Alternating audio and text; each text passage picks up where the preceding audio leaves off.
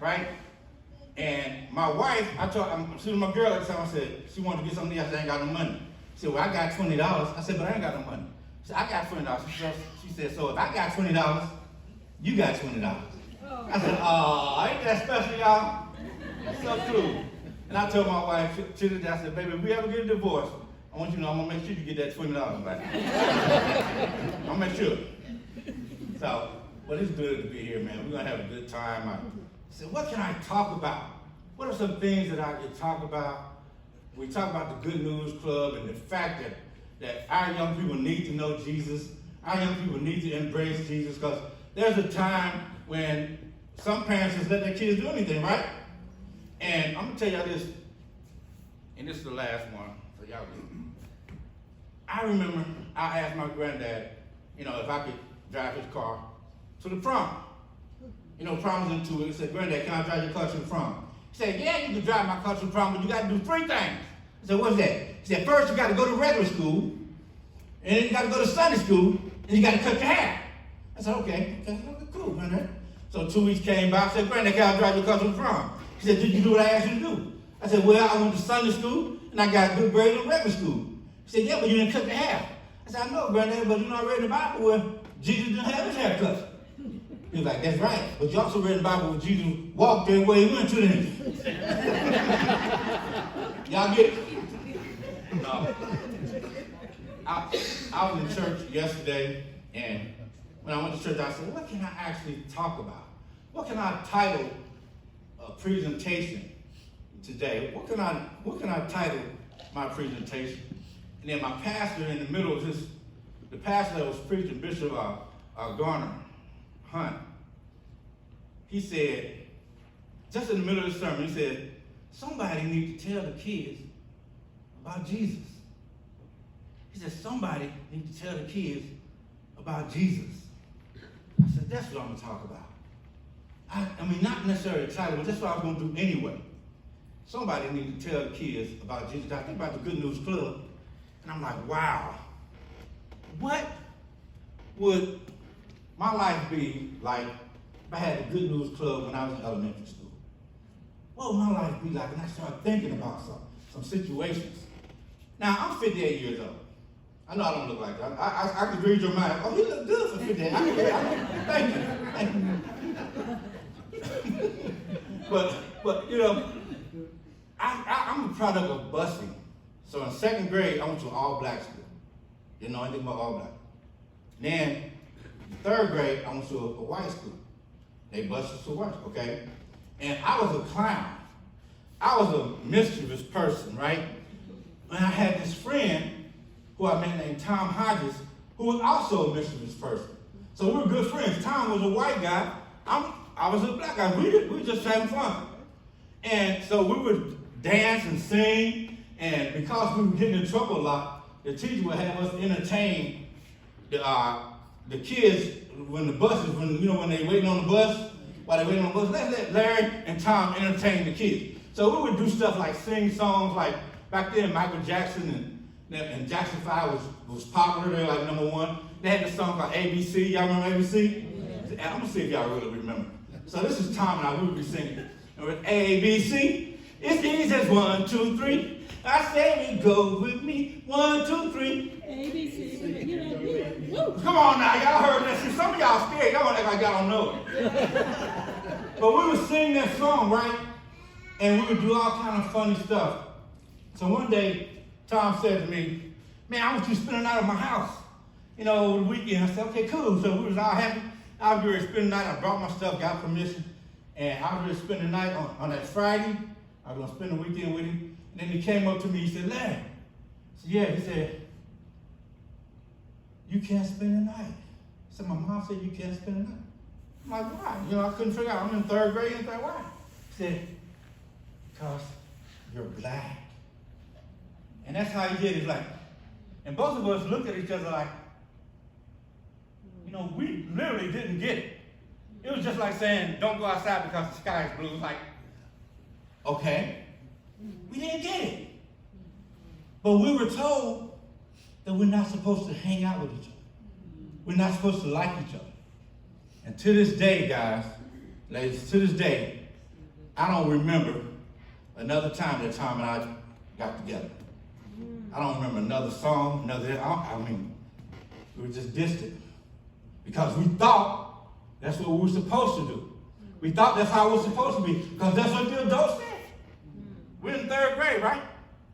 And so from that point, we got separated, and then in the neighborhood, we started realizing that we were different, so we got separated. And in essence, that's how I initially got involved with gangs. Because we're all different.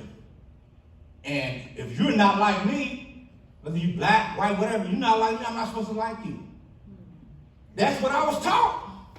That's how I grew up. You see what I'm saying? That's how it was. And I would always say, what if, we had somebody that could have told us different? Where would my life be? Oh, there's another situation. As my friends and I did all our mischievous things, fighting, getting in trouble in class, just cursing, doing all kind of stuff. I was in the 7th grade when we were told that there was going to be a black male teacher that was going to come to our class, that was going to come and teach at our school. We had never seen a black male teacher. We couldn't even fathom a black male teacher, somebody like us. Man, we're going to take his class, man. We're going to get in that class. All of us decided to get in that class. We can, me and my boys, because, maybe this guy's going to give us some good news, going to tell us how good we are, because we've been talked down. So, yeah, we're going to get in this man's class, right? Mr. Smith, so we get into Mr. Smith's class, my friends and I. Mr. Smith says, I want to meet with y'all after class. Cool. You want to meet with us after class? We all got together, about 8 of us, really tight. Mr. Smith come in, shut the door. I remember this like it was yesterday. And we think he's ready to just tell us some black on black, be strong type stuff, right? Instead, he said, y'all bunch of dummies. Y'all bunch of fools. I heard about what y'all did last year. The other teachers told me how y'all get in trouble all the time. But I'm going to tell you something. You're not going to do that in my class. Maybe y'all came in here thinking y'all going to come and disrupt my class, but you got another thing coming. So don't come here acting stupid and dumb, because that's what you are. We walked out angrier than we was before. A year or so later, something happened that I believe could have been prevented had we had the right type of inspiration. This is what happened. A guy from another gang moved into our neighborhood, right? He moved to our neighborhood. Back then, we had neighborhood gangs. Some of y'all remember them neighborhood gangs? We had a guy come in and move to our neighborhood. So we said, hey, man, if you're going to come over here, move over here, you got to join us. You got to flip.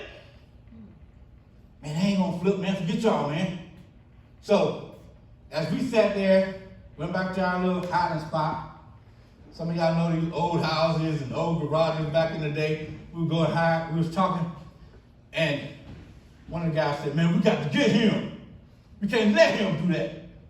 I said, what y'all want to do? One of them said, let's burn down the house. No, we're going to do. I said, nah, man, we're not going to do that. Because you saw the kids there, you saw the older people. Another person said, well, I tell you what, let's shoot up the house. No, we got to get him, man. We got to get him. I said, nah, man, let's not do that. And I was a nice guy. I said, let's just catch him and beat him up. So the next day, I go to school. I don't see any of my friends. And we always cut school, no big deal, but we always do it together. Right? But this time I don't see any of them. I'm asking, hey, man, you see Mark? You see Randy? You see Randy? Nobody seen him. I said, oh, man, I hope they don't go out there and do nothing to this house. Man, because I knew they was trying to do something that they wanted to hide from me. So I get on the bus and I'm coming home. And as I'm on the bus, and it's like the house was on the corner. Like there was a street going this way. And the bus was coming from that way.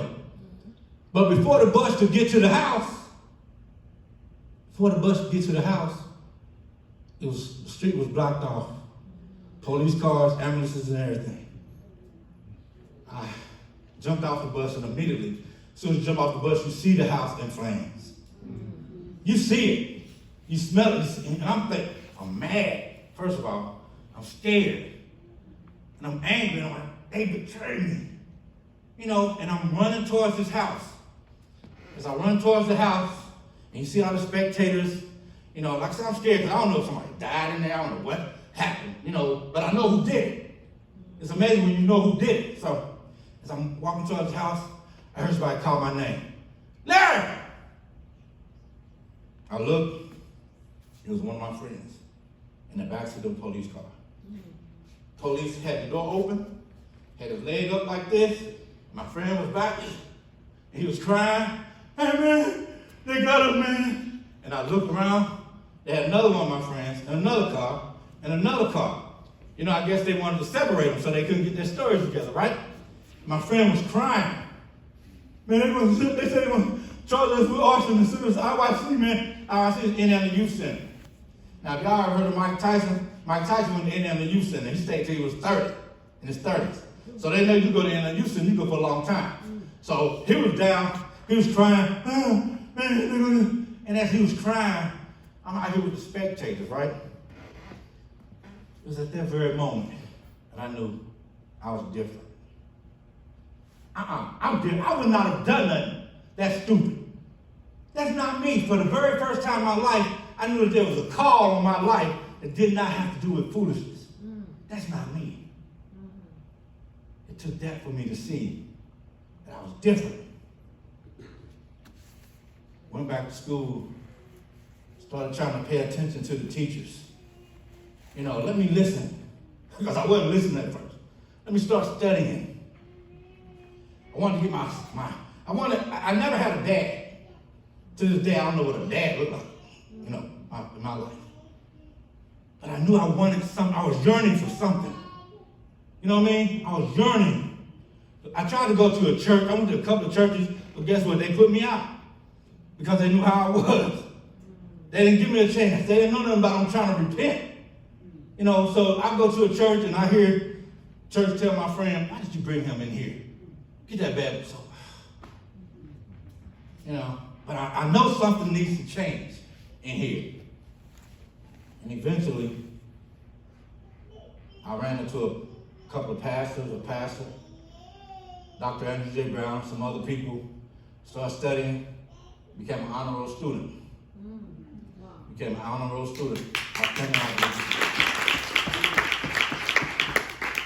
Went on to college, and I said, I want to devote my life to finding young people who was like I was, and introducing them to the good news, who God really is, before they get caught up in that situation.